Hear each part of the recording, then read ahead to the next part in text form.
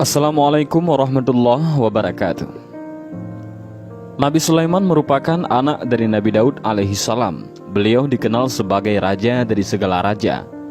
Beliau diberi mukjizat oleh Allah Subhanahu wa Ta'ala berupa kebijaksanaan, dapat berbicara dengan segala binatang, dan berkuasa atas makhluk halus seperti jin maupun setan.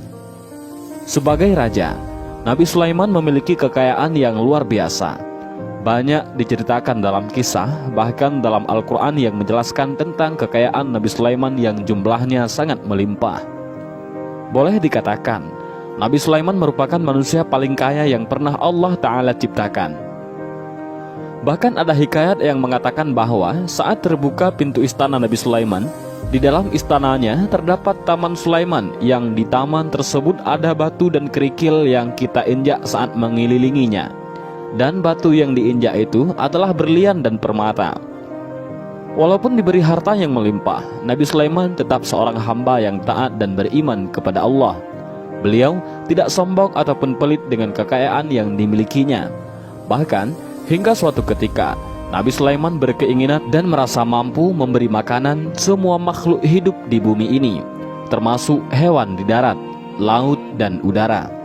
Kisah ini diceritakan dalam kitab Durratun Nasihin, karya Syekh Utsman bin Hasan bin Ahmad Asy-Syakir Al-Khawabi, seorang ulama yang hidup pada tahun 13 Hijriah.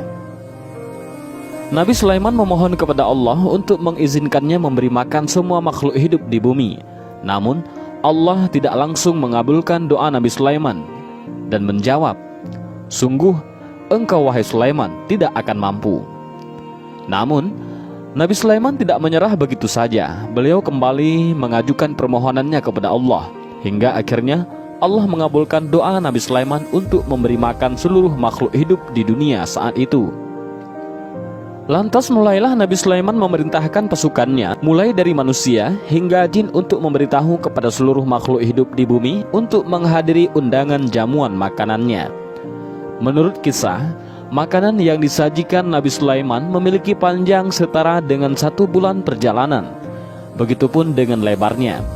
Lalu Allah bertanya kepada Nabi Sulaiman, "Makhluk manakah yang akan memulai ataupun memakan hidangan yang kamu sediakan?" Nabi Sulaiman menjawab, "Mereka yang mendarat di darat dan di laut." Kemudian dengan kekuasaannya Allah memerintahkan satu makhluk besar dari golongan ikan untuk pertama kali menyantap makanan yang disajikan Nabi Sulaiman. Alangkah terkejutnya Nabi Sulaiman ketika melihat ikan besar tersebut melahap habis semua hidangan yang sudah disediakannya. Ikan itu kemudian berkata, "Hai Sulaiman, kenyangkanlah perutku, kini aku masih merasa lapar." Seketika itu pula Nabi Sulaiman langsung bersujud sambil menangis kepada Allah memohon ampunan karena merasa sombong dan merasa mampu memberi makan semua makhluk hidup. Padahal memberi makan satu ikan saja ia masih belum cukup dan mampu. Dan kisah Nabi Sulaiman ini memberi kita pelajaran dan mengingatkan bahwa Allah itu benar-benar maha kaya, dan tidak ada yang bisa menandingi kekayaan Allah. Bahkan kekayaan Nabi Sulaiman yang dianggap sebagai manusia terkaya saja tidak sanggup untuk membuat kenyang satu ekor ikan pun yang merupakan makhluk dari ciptaan Allah.